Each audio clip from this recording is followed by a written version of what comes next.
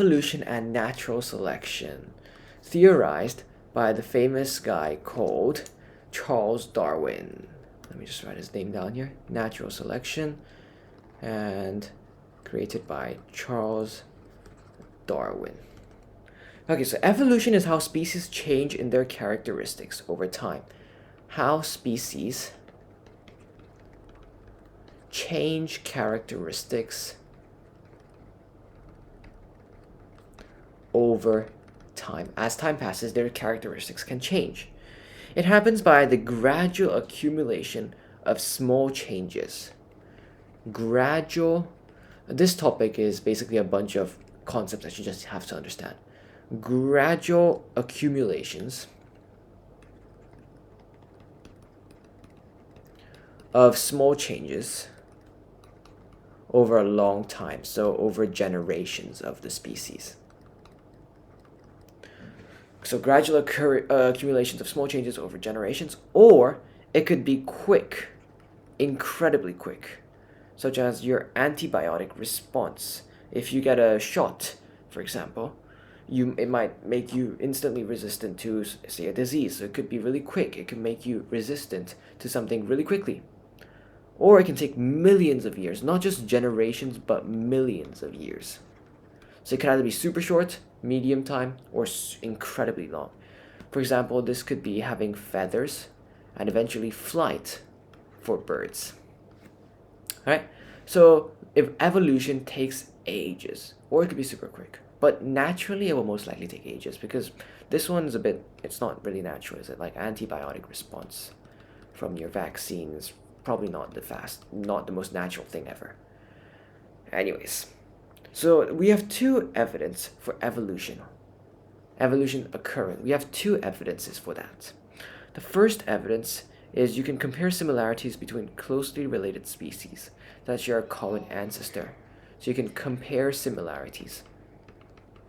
For example, you could compare the similarities between us, humans, let me write that better, humans, and say orangutans. We're pretty similar, right? And you'll find we initially evolved from, what did we evolve from? Homo sapiens? No, that's just humans. I can't remember. Maybe some monkey or something. Anyways, we all evolved from the natural thing, and then humans evolved to be more intelligent, orangutans not so much.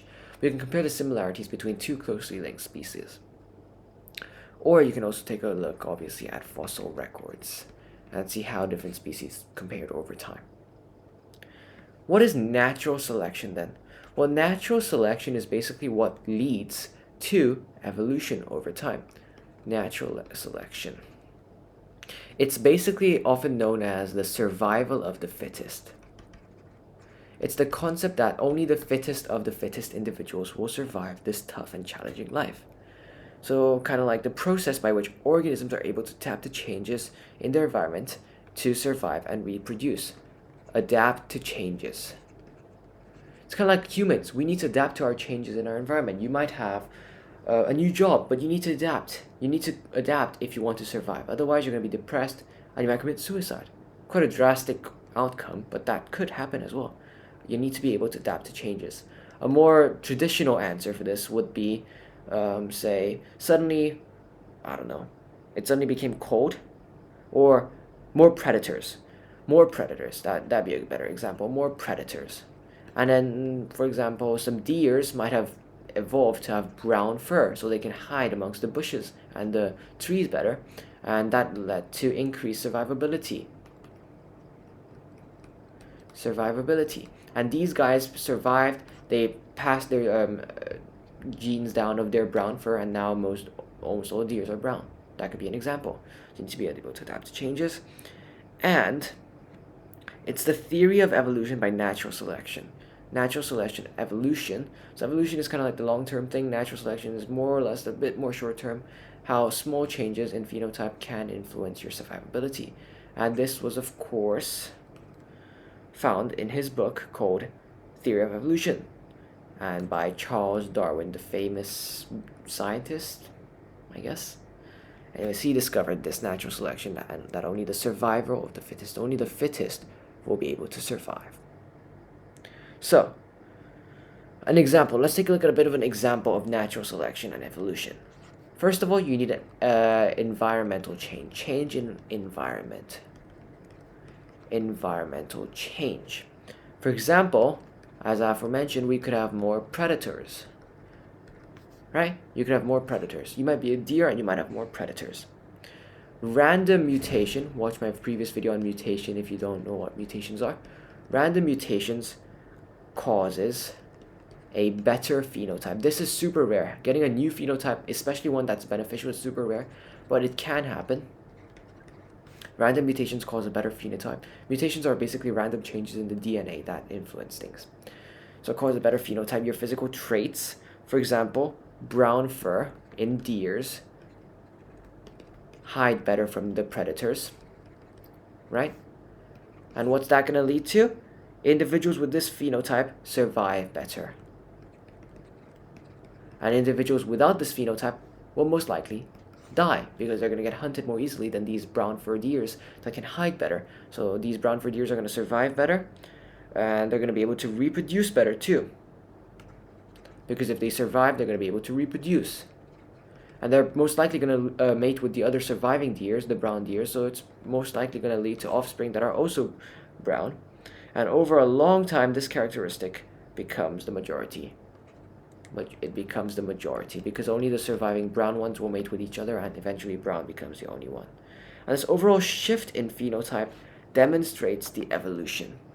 Now eventually, two species might grow so far apart, of the same species might grow so far apart that you can't reproduce to have fertile offspring anymore. Fertile offspring means you can, theoretically, you could have a tiger and a lion reproduce together, making a liger. You've all heard of this, right?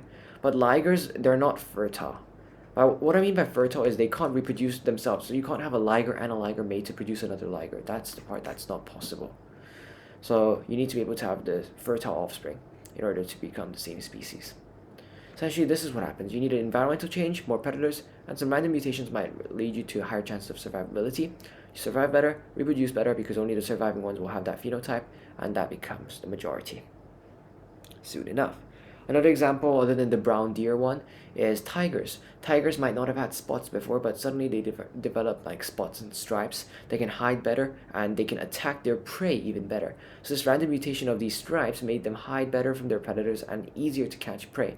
So they're going to catch all the prey, and the tigers without the stripes, they're more likely going to starve because they don't have this trait that benefits them, their hunting skills. So these tigers with stripes are going to reproduce better, and soon enough they became the majority. Thanks for watching this video on environmental and natural selection.